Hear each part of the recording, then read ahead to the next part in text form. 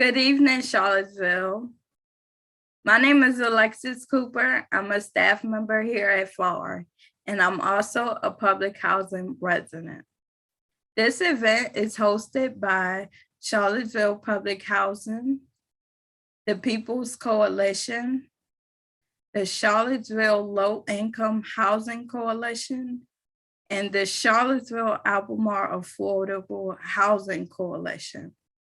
This event is meant to educate the Charlottesville community about the different candidates and is a nonpartisan event.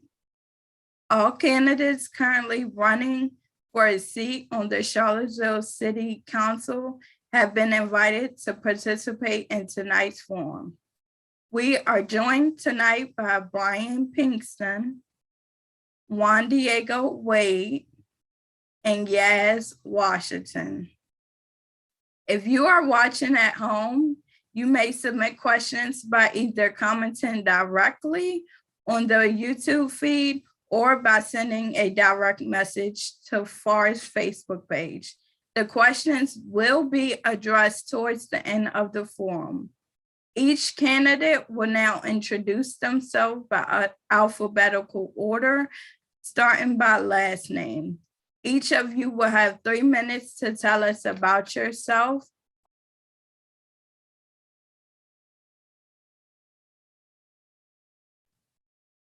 Excuse me. We will start with Ms. Yaz Washington.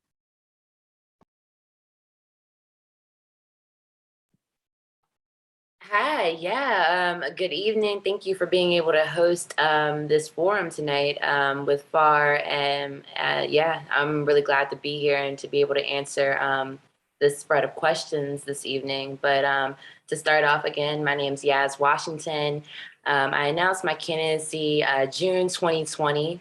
So the November election is coming up here shortly, the general one on the 2nd. So to get into my background a little bit, I graduated from Albemarle High School in 2015. After that, I leapt into, my professional career working as a leasing consultant for Albemarle Housing Improvement Program, and I was designated to specifically to Park Ridge Apartments. So it was really great being able to develop more of an insight into affordable housing and how important it is that we need to continue to increase our options for our low to moderate income renters. But aside from that, it got a little stuffy. I'm very fond of housing, but I decided to kind of transition out of that and start to grow my own company, Rocket Science Integrated, which is a marketing agency. I blended two things that I absolutely love, which is being purposeful and art. And being able to mold those together and influence the community, and being able to, basically pull on different issues that we're facing and challenges that are affecting not only our backyards, but other communities or states as well. And, being able to create a model, I say that a lot, is really important, because once we find a model that works here in Charlottesville, we can then duplicate that. And it's kind of like one of those ripple effects where we're working to bridge divides, but we're also being able to provide solutions to social issues, which being able to directly tackle issues coincides heavily with politics. So I got the ball rolling. I decided to surpass activism and jump straight into organizing, offering marketing, communications, public relations, and then being able to act as a politico on both Jim Hensley's campaign as he ran for Commonwealth District Attorney. It was really great being able to learn more about our legislative system and being able to kind of see what reforms are being introduced in regards to criminal justice, and being able to use that setting as kind of like a classroom, and being able to pull from that and jump into Dr. Cameron Webb's campaign as he ran for the 5th congressional seat. So basically, yeah, from all of those gained experiences since, over the past 6+ years, I've definitely been able to be where I am now, being able to, not have being able to have the expertise. Thank you so much. Yes, we really Yeah, so appreciate Ryan, you. thank you. Next up, we'll have Mr. Brian. Thank you for having me and for hosting us. I really appreciate this opportunity. I'm Brian Pinkston. We've lived in Central Virginia for about 17 years now. I'm married. My kids have gone to CHS and PVCC, and this is home. My background is in engineering and project management, and that's the sort of perspective that I would bring to City Council. I like to say that project managers put people, resources, and ideas together to get things done. And that's what I would focus on doing. The work that I do at the university is in construction, but I've done project management in a range of different domains and contexts. And what I would want to focus on is of all the issues and the things that the city is facing, being a good listener, engaging all the various stakeholders, trying to find practical solutions to our problems, and actually getting things done. So that's my commitment if I'm elected for City Council. Again, thank you for having us here tonight. Thank you so much, Brian. And next up, we'll have Mr. Juan Diego Wade. Greetings, dear residents of Charlottesville. My name is Juan Diego Wade, and it's my honor and pleasure to be a candidate for City Council for Charlottesville. I have been deeply involved with this community for the last 30 years, the last 16, and currently as a member of the Charlottesville School Board. I've been involved with many other organizations, but primarily what I got started here in Charlottesville and what I continue to do is to mentor. I've mentored numerous young men and women over the last 30 years, and many of them now are grown adults with families and just active in the community and doing things in the community as well. It really warms my heart to see that. A little bit about myself: I grew up in Richmond, did my undergraduate work at Norfolk State University, and I got here to this great city by working on my master's in urban environmental planning. And I'm one of those that kind of got here and decided to stay because it's such a wonderful community, a community that I've given many countless hours of myself and my family because we love this city. We know that it has so much potential. And I just look forward to serving the residents in all corners of the city to move the city forward. Thank you very much for this opportunity. Thank you so much, Mr. Juan Diego.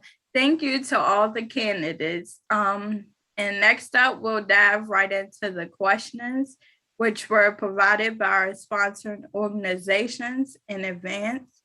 Each candidate will have 2 minutes to answer each question. At 1 minute and 45 seconds, a yellow sheet of paper will be raised. At 2 minutes, a red sheet of paper will be raised, and you'll need to wrap it up or you will be muted by our facilitator. Then we will move on to the next person. The order for the candidates rotate in a pattern such as the first person then becomes the last person. Once again, we will take questions from the audience towards the end of the forum. You may submit questions by either commenting directly to our YouTube feed or sending a direct message to our PHAR Facebook page. So we'll start with question number 1. How are affordable housing, policing, and criminal legal system issues connected? And what changes need to be made to address the intersection in these issues? We'll first start with Mr. Juan Diego Wade. Thank you. I just want to confirm that was housing, policing, and what was the third one? I'm sorry. and criminal legal system? Criminals, yes. So I think they're very much connected. I think that we have seen in the past that some of the policing tactics have been to kind of focus on one particular community. And when they sit there, then they will, if that's the only place you go to seek wrongdoing, then you're going to find it. Without going to other areas, you're going to be able to find it there. And I think that, if the officers, got to know the community a little bit better, and if they see maybe a young person about to do something wrong or have that connection of relationship, then a lot of times wrongdoings can be deterred. And so I think that that's something that we would want to try to establish. You want to feel safe and connected in your home, in your community, and not feel like, if you go out and do something, every little thing that you do wrong will be police. And so that's something that as we seek a new police chief, that community policing is something that we want to be part of their history, because I think that what I'm hearing is that that's definitely something that the residents of Charlottesville want. We want, if someone is doing something against the law that's bringing harm to one's body or to the community, that they want that corrected, because they want a nice, safe place to raise their family and their children. And so I think that they're definitely connected, but it all begins with communication and people. And part of that is done by relationship building, and that has to be done with communication. Thank you so much, Mr. Wade. Next up, we'll have Ms. Yaz.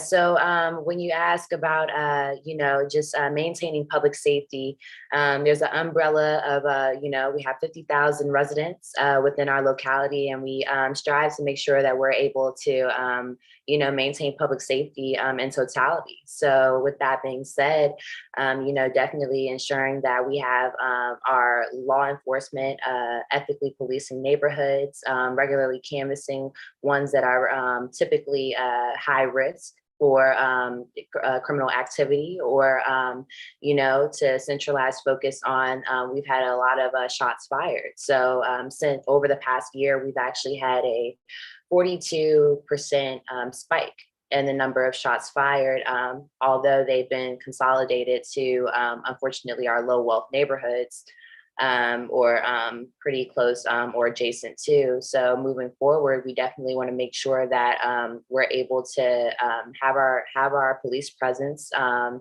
the great part about it is that Charlottesville is beautifully mapped out, and our neighborhoods are our low wealth neighborhoods.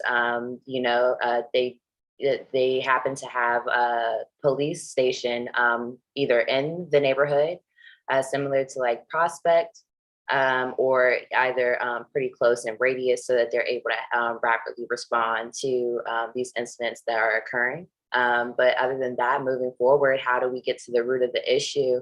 And it's by working to reduce our expenditures within our municipal offices, or just within our operating budget, so that we're able to reallocate some of our funding to things like social work, and being able to actually have individuals who are trained to be able to use their expertise to lift our families up and offer them the assistance they need. So we're going to continue to champion. Thank you so much, Ms. Yaz. Thank you. Lastly, we'll have Mr. Brian. Yeah, I would largely second what Juan stated earlier, and some of the points that Yaz made as well. I think that it's a difficult question.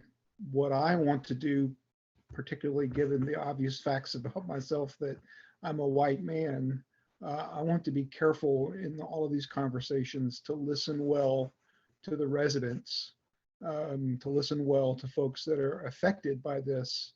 I know that if my children were impacted to the degree that persons of color are, I would be very angry. And so I want to be a good listener when it comes to this topic. I do believe that we can get to a model and a place where we've got community policing, community-oriented policing, where cops are able to be in areas throughout the city, including places, public housing type areas, and be seen as an asset to the community, not a detriment. But I think that it's hard work. I wouldn't claim to have all the answers about how to do the hard work. And so when we hire a new police chief, I'm going to want to know, what have you done in the past? Where can you show me that you've done this sort of hard work in a place similar to Charlottesville? And I'm also going to want to engage carefully with residents and resident associations to make sure we're meeting the needs that are there. Thank you. Thank you. And now we'll dive on to question number 2. What do you do or have you done specifically for public housing residents in the city of Charlottesville? More importantly, what do you plan to do for public housing residents if elected? We'll first start with yes.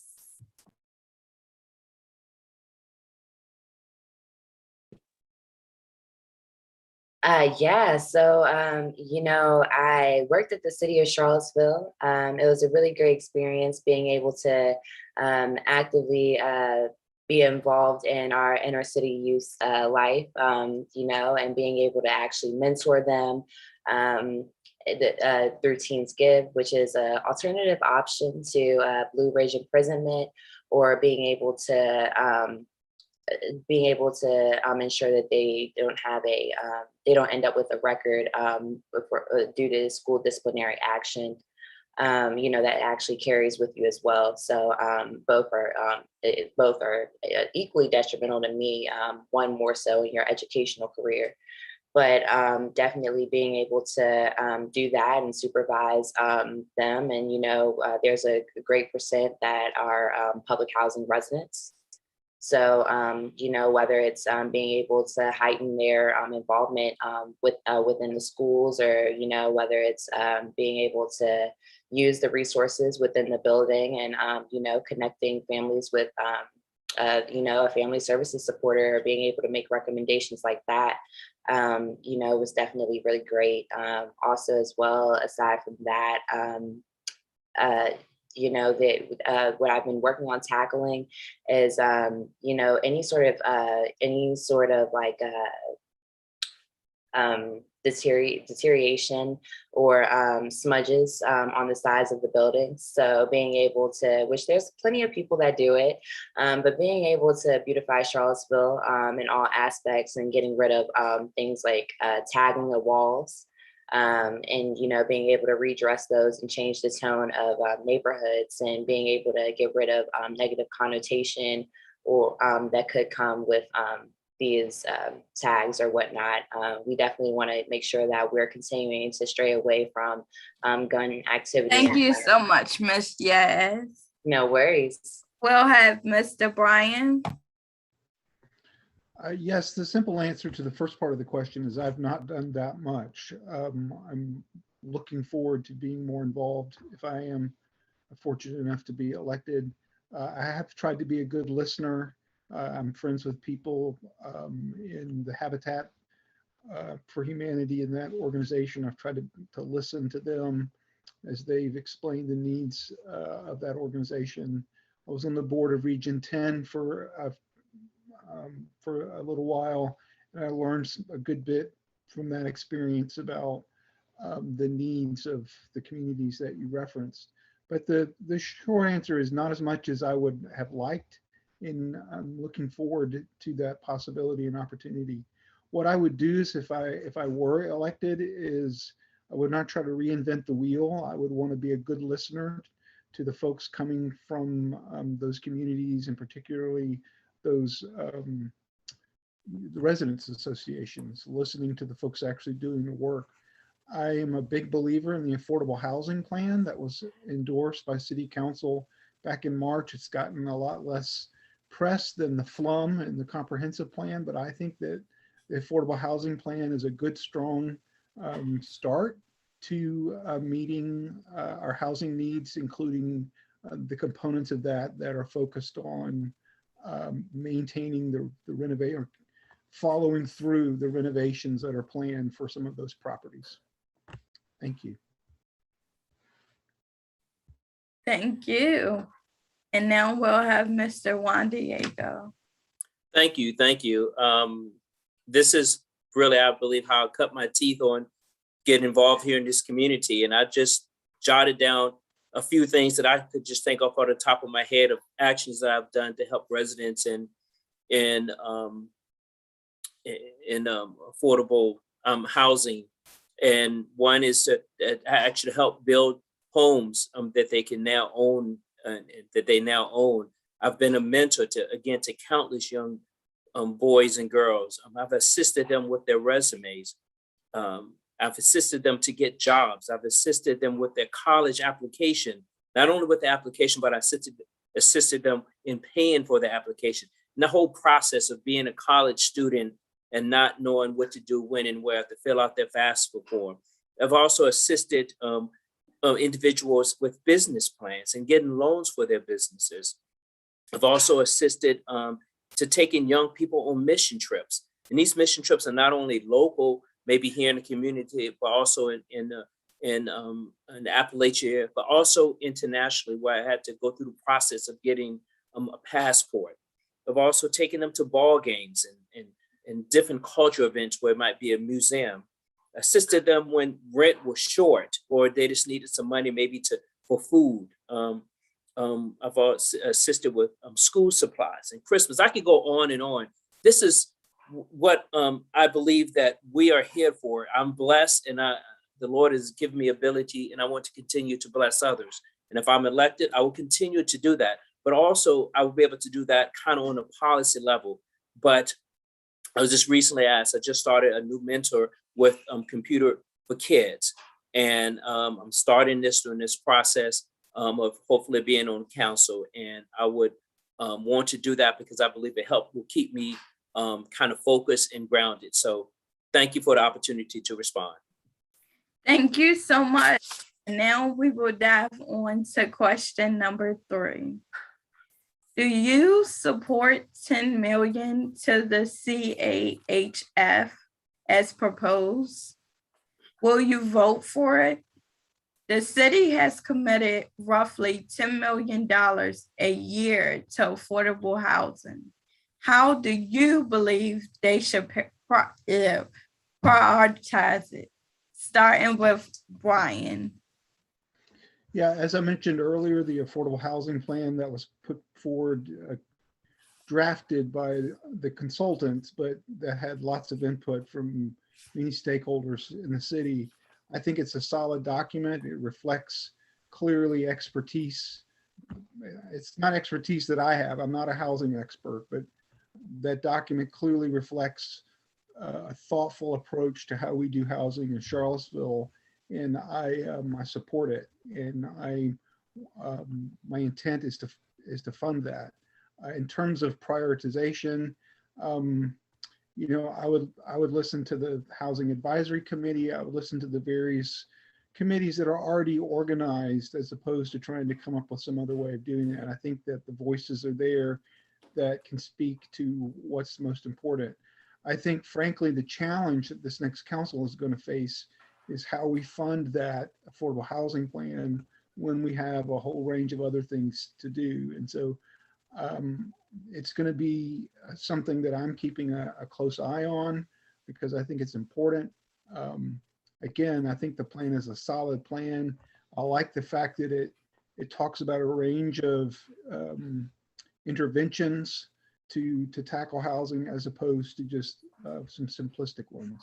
So yeah, that's what I have. Thank you. Thank you. And next up, we'll have Mr. Juan Diego. Yes, Yes, I would support the housing plan. I can't commit right now, to the, you know, any future funding. I do support giving as much money as we can, but I know that we have other priorities like improving the schools, the $75 million for that. And so maybe one year we may have to put $7 or $8 million towards the affordable housing plan instead of the 10. We just have to, really look at that. And I can tell you that that one of the things that I would do as a council person is that I would definitely look to get the other surrounding localities to buy into participate in addressing the affordable housing plan as well. Charlottesville, the city of Charlottesville cannot do this alone. And right now, sometimes it feels like we're the only player in the game. And because if we do $10 million and let's say the counties, surrounding counties, they don't do any or, nothing at all, then we are the only ones that's providing, then everyone will come here. And I know that I've heard that many residents, longtime residents say that, we have people that have not lived here coming in here and they're getting affordable housing and things before, residents who've been here for a long time. And I know that once someone moves in Charlottesville, they're resident, but I know that some of the longtime residents feel like it's some equity issues there. And so I just said, I have to say that we need to make sure that we need to get the whole region involved. The University of Virginia has made a commitment to do that. We need to kind of spread that type of commitment to the other localities. And, but I will continue to support it. But as far as the $10 million, I would like to do that, but I can't say definitively if I'm going to do that for eternity. Thank you so much. And lastly, we'll have Ms. Yaz Washington.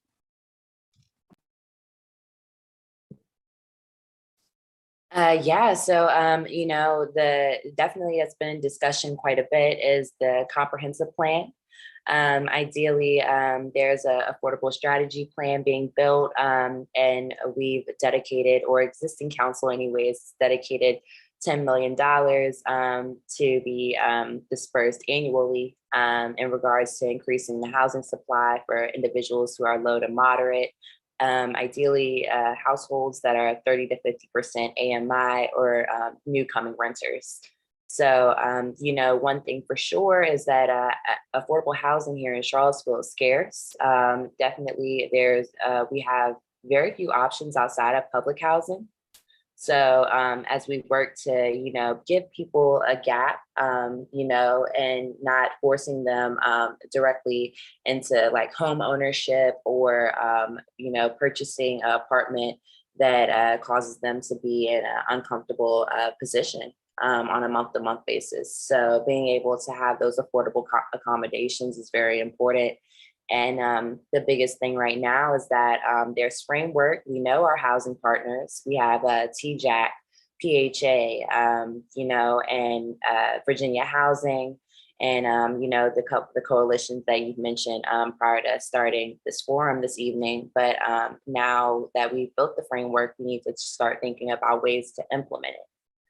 Whether we're going to start we're doing rehabs on abandoned homes, using existing buildings and purchasing those for quick development, or how exactly are we going to work to procure the funding so that this can be an annual commitment that we don't have to forfeit. And those are all things that we are going to have to put into discussion, because unfortunately, with our operating budget being $192 million, we won't be able to directly pull from there. Thank you so much, Ms. Yaz. And now we'll move on to question number 4. What engagement, if any, have you had with the police or the criminal justice system? We'll start with Mr. Juan Diego. So my engagement has been on different levels of the police. I am volunteer with the Police Foundation, trying to bridge the gap between the police department and the community of low wealth and color. I've been doing that for the last few years. I think that's vitally important. I think that we need the police, but I think that the police also need to understand that that they want to be a partner. I think on the side of both, on most cars, is to protect and serve. But I also have been someone who's, as a Black man, who's been pulled over numerous times by police departments up and down the East Coast as I would go visit my now wife when she was in Connecticut. And I actually been pulled over by Charlottesville police for for what I believe were driving while Black. And these are things that some of the reasons why there's some distance between the community of color and low wealth and the police department. We need to do what we can to bridge those gaps. And that's something that I believe that I'm, uniquely qualified for to help with that bridge building. And that's what I want to do. My whole campaign slogan is bringing people together. And that people are certainly the police department and community partners. And that's what I would like to do. Thank you so much. And next up, we'll have Ms. Yaz Washington. And I'm sorry, my speaker actually went out for a short. Could you repeat that question for me? Yes, ma'am. What engagement, if any, have you had with the police or the criminal justice system?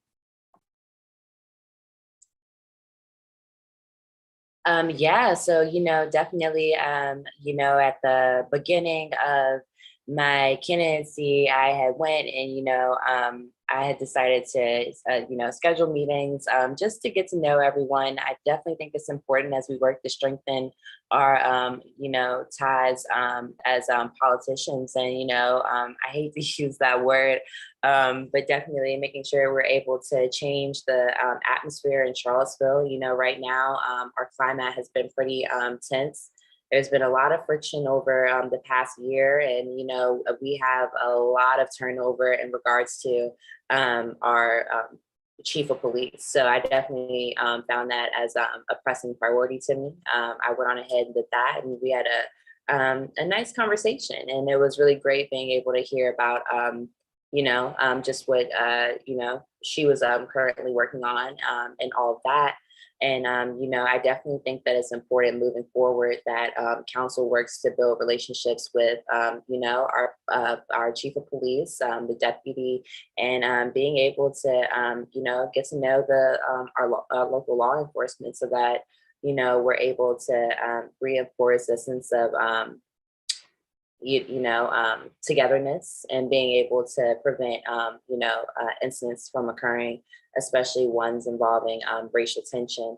So I definitely think that'll be great in regards to being able to prevent misconduct, aside from this Police Civilian Review Board, which I still support. And I think it's great that we've had an executive director appointed. I've definitely, been making my rounds and being, from the Commonwealth Attorney, and just being able to engage with everyone and kind of hear about all the reforms that are taking place. Right now, we're holding tight to, even on a national scale, Biden, relief, recovery, reform. What does that look like? Thank you so much, yes. And lastly, we'll have Mr. Brian. Yeah, the very straightforward answer is I've had very little personal engagement with the police, nor have my kids. And so that's just a fact about the structural privilege that I possess, and the way I've tried to navigate that is to try to listen to people. I've had some good conversations with Juan about his experiences, had good conversations with people that I work with about their experiences with the law as people of color. And so I think for me, the connection is the value of empathy is an important one to me, trying to more than just put myself in another person's shoes, but try to enter into their lived experience as much as possible and their point of view. And for me, when I hear a Black man or woman talk about their child getting pulled over or some act of violence against their child by the police, that is a way for me to sort of connect and understand what that might be like, because I have kids, and even though they've never been exposed to that per se, I can imagine how hard that would be, because I love my kids. And so all I can offer at this juncture is just the fact that, I try to be a good listener. I try to engage thoughtful people like my friend Juan. I try to engage others in the community in terms of their own lived experience about the police. And yeah, that's what I can offer now. Thank you. Thank you. And now we'll move forward to question number 5. How would you propose protecting neighborhoods from, how would you propose protecting neighborhoods from gentrification?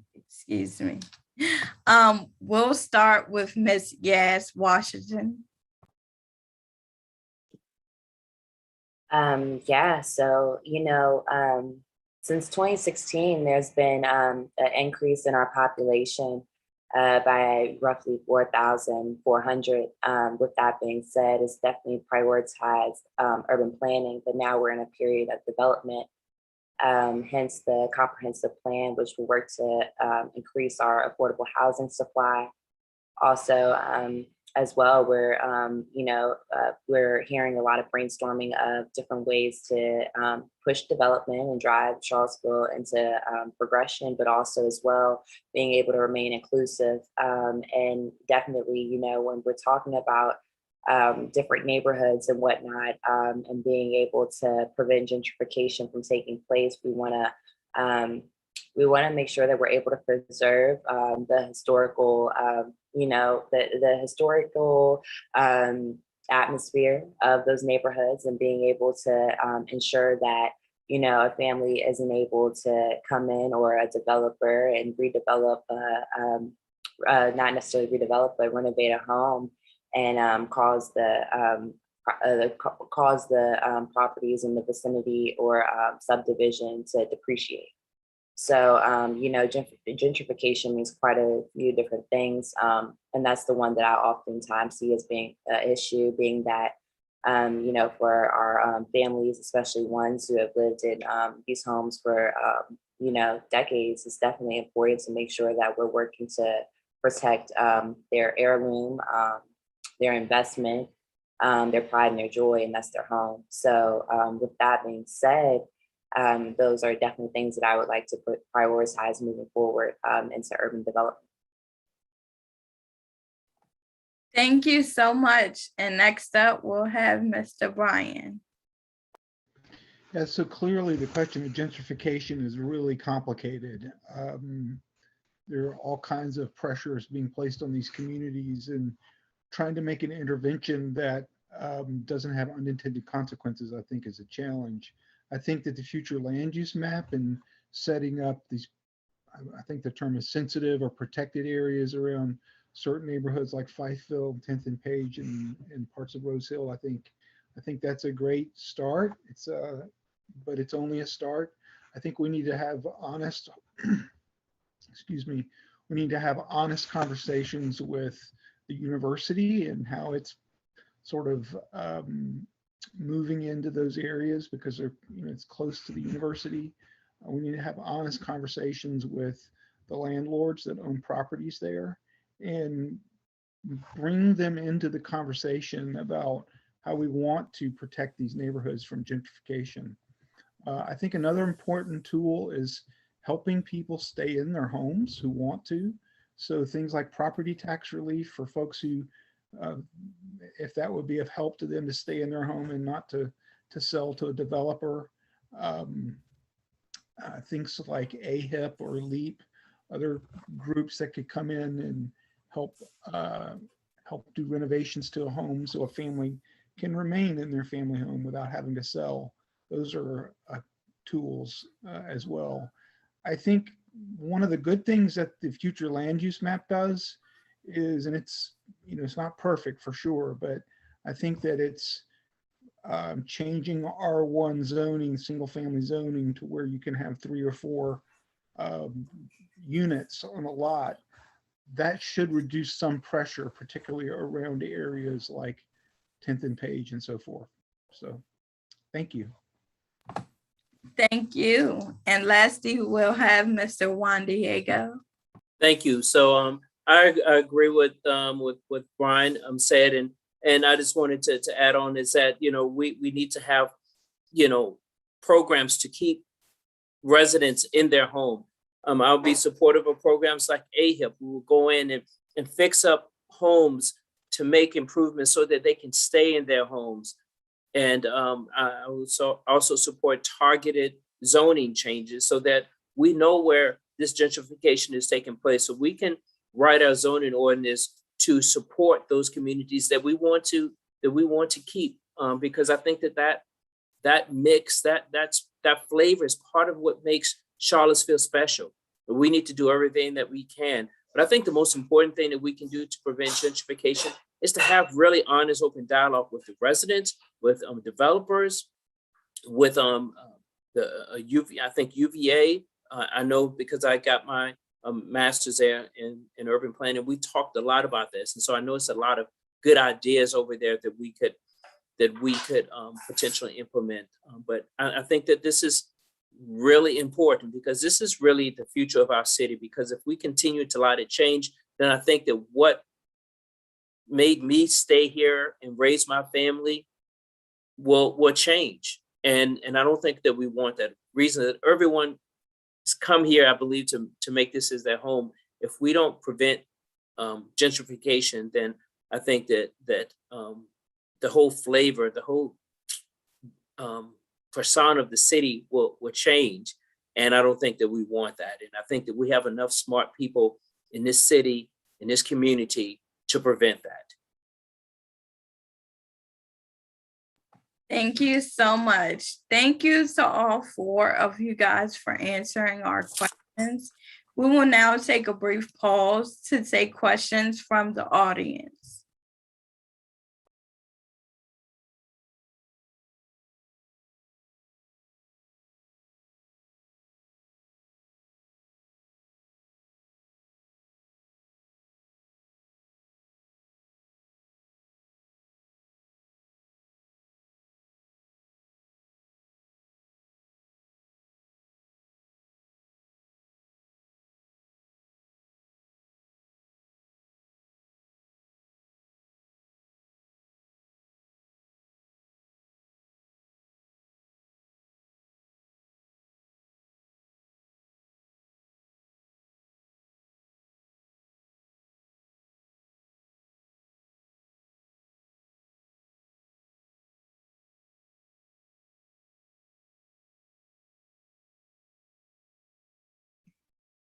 Thank you so much for taking a brief pause. We will now begin taking questions from our audience. Alexis? Okay, so question number one, it says, how will you prioritize low-income residents on council? We'll start with Brian. Yes. So for me, it's one thing to talk to sort of in glittering generalities about prioritizing one group or another. For me, that would come in concrete, tangible fashion through support of the affordable housing plan. As I said earlier, I think it's a solid plan. It's not perfect. There's all kinds of interventions at different levels. It's not only low-income housing, it's others as well. But I think that a robust, thoughtful, well-nuanced plan, which that one is something that's worth our getting behind. And so that's what I would say in terms of housing. In terms of the needs of folks in those communities, I guess all I could offer is that, again, empathy is an important value to me. Compassion is an important value. And if a person from any walk of life in Charlottesville, but particularly from that walk of life, presents to me a real concern, something that concerns them about the place in which they live, then I would personally make it a priority to act on that. Thank you. Thank you. And next up, we'll have Mr. Juan Diego. Yes, Ms. Cooper, I didn't hear the first part of that question. Can you please just repeat the first part, please? Yes, sir. It says, how will you prioritize low-income residents on council? So I think that, as Brian said, I think the primary thing that we would need to do is just listen. A lot of times we want to act because we think that we know, and some of the most valuable, some of the most insightful insight that I get now is that when I'm just walking, I love to walk in different parts of the community. And I'm telling you, man, when I'm walking through a 10th and Page and I see the residents on the porch and they'll stop and give me an earful of what's going on, that is so valuable and insightful. And you know what? They may never come to a meeting or dial in or call in or whatever. So I think that we need to make ourselves more available. I think that we need to get out of City Hall, go out into the community and listen. And I think with that, and some of these ideas, it's not, going to cost a lot of money, but I think that sometimes we think big and grander, but sometimes it doesn't take that to address the needs of the residents. So what I would do is just first listen, because, people of low income and of color, they come in all strides and characteristics. And so we can't assume that one or two people speaks for all. And so I think that we just need to listen. Thank you so much. And now we'll have Ms. Yaz. Yeah, definitely. So I would love to be able to continue to prioritize being able to offer solutions through an equitable lens. So definitely moving forward, one of my positions is equity in education. And I would love to be able to not only provide a plan for how we should move forward with the reconfigurations of Walker and Buford, but I would also like to get within the four walls, actually in those facilities and being able to, decrease the number of students per classroom. So being able to ensure that there's a proper teacher to student ratio, specifically 1:17, ensuring that all students have access to durable Wi-Fi supplies as well is definitely important, especially as seen with the hybrid model of education that was introduced to students here in Charlottesville and also nationally due to COVID.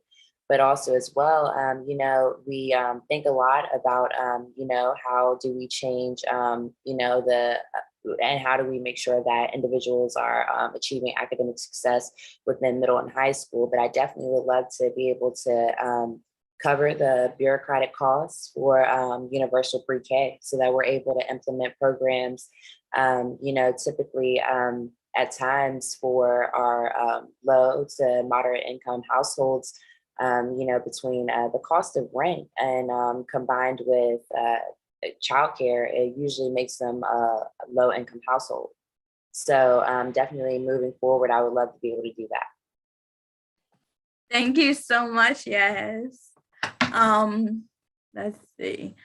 Next question we'll have is, as far as city funding, where do you believe funding is needed the most?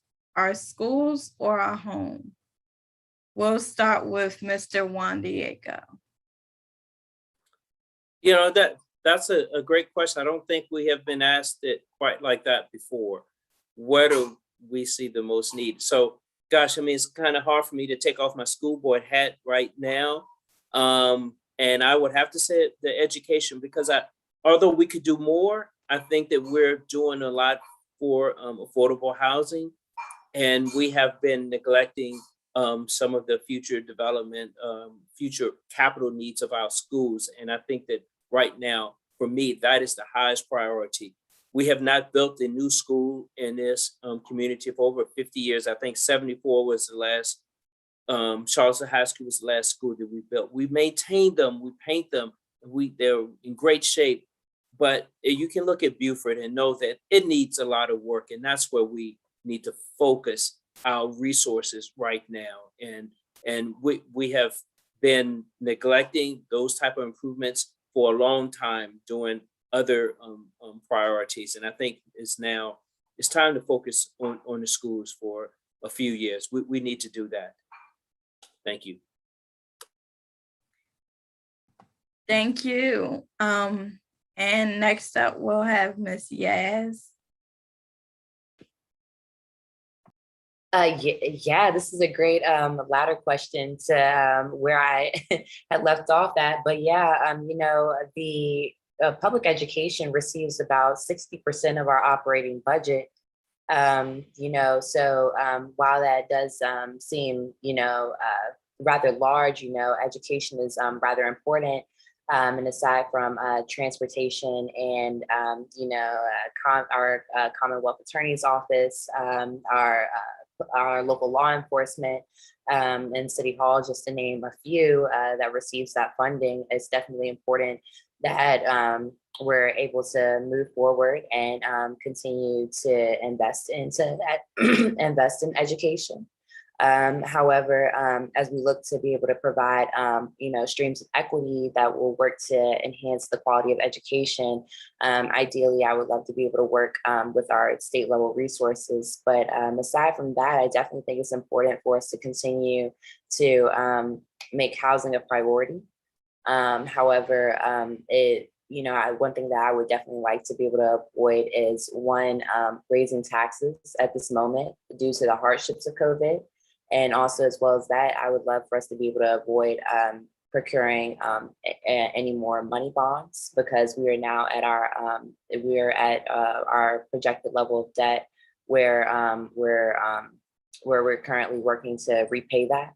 And we don't want any further limited expenditures from our capital markets or just our state level resources to simplify that.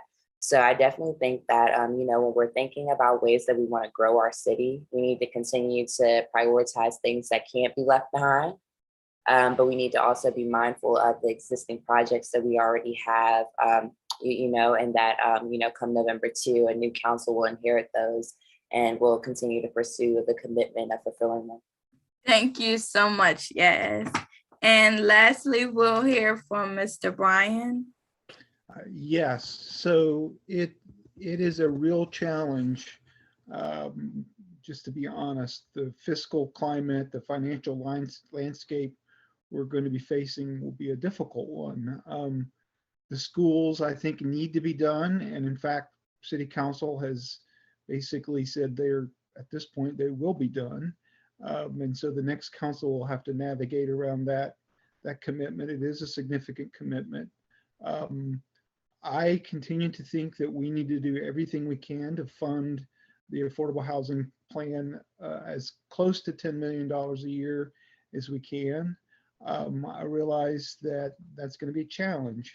I think we're looking at a period of increased property taxes. I think we're all hopeful that we'll be able to get permission from the General Assembly to do a sales tax increase to help with the schools, though that's not guaranteed. We're hopeful that will happen. One of the things that I want to do is to sit across the desk from Chrissy Hamill and the folks in the budget office and really make sure I understand, kind of like opening the pantry at your house and digging all the way to the back and making sure that I really understand all of the assumptions that I'm seeing in the slides that she puts forward, to make sure that I understand what is in fact still in the CIP, for instance, and what's actually been taken off. So all of this is to say that funding the needs that we face, and I see schools and housing as the top of the list, is going to be a challenge. It's going to involve raising revenue. It's going to involve being creative, and it's hopefully going to involve getting permission from a sales tax increase. Thank you. Thank you so much. Now we'll move on to our next question. Our next question is, do you think the city has a responsibility to compensate victims of police abuse? We'll start with Ms. Yaz. Yeah, and so you asked about police abuse.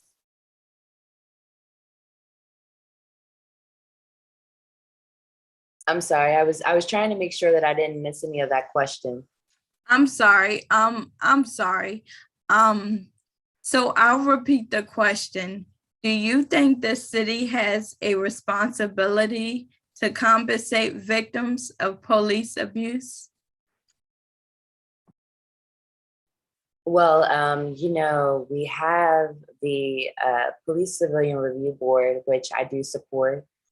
We recently had a executive director appointed, Aguilar, who will be beginning within the next couple of weeks. So I definitely think that that's great as we work to prevent misconducts from taking place, and you know, definitely being able to avoid police brutality. I definitely think that it's great.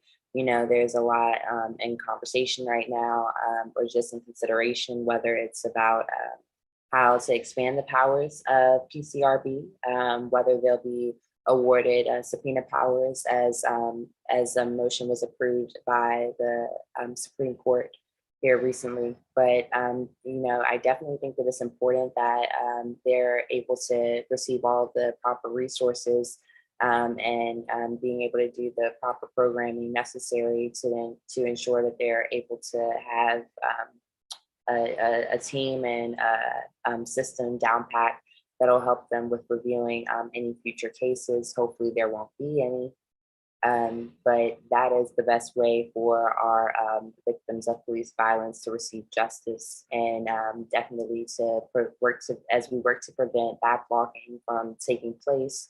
I think it's great that we have a supervisory board, and just by having that in place, it's reassuring our civilians here, but it's also working to you know, supervise the actions of our local law enforcement. And I definitely think that continuing to measure performance, continuing to analyze data, it will definitely be a driving force as we work to have a safe Charlottesville. Thank you so much. And next up, we'll hear from Brian. Yes, it's a good question. It's one that I am not sure I know the answer to, or I'm not prepared to give a decisive response to. I guess I would want to think about, you know, how far in the past we would need to go, and if it's a policy going forward, how we would appropriately document it. I think to Yaz's point, one of the values of having a police civilian oversight board, I think is the new name for it, is that it gives a formal venue in the community where the community can say, this is what we consider to be appropriate police response. This is what we consider to be inappropriate police response. And so to at least begin that sort of a standard setting that's processed, as it were, at a community level where we can agree on how the police should engage with civilians and not. So I think having that is a necessary first step to what was described. I would need to think some more in terms of what recompense would look like, how the logistics of that would work out in terms of the law. I know there are a lot of things around that particular question that I would need to think through more carefully. Thank you. Thank you. And lastly, we'll hear from Mr. Juan Diego. Thank you. Yeah, so I think that, you know, in the current environment, that if the police or any staff, you know, does something that's out of the norms of their jobs, that the city has the capacity to be sued, and that's something that, that what I would like to focus on is training, not only for the police staff, but for all staff, is that, you know, if there's something that's being done that that we know that will prevent maybe those actions in the future, then we need to take action on that now. And along with what Yaz and Brian said, you know, I support that as well. But I think that that's what we should focus on is that with the new police chief, focus on training, community policing, so that we can de-escalate maybe some of those situations now that can really escalate. Because a lot of times we put our police officers in situations where we don't have anyone else to call. And that's why I would be supportive of a program like they have in Eugene, Oregon, where if it's not a life or death type of situation, then they will contact a kind of a mental health squad, if you will, and going in to deal with that.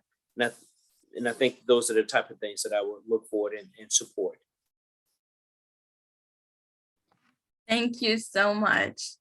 Thank you so much to everyone for tuning in to tonight's candidate forum. The 2021 general election will be held on Tuesday,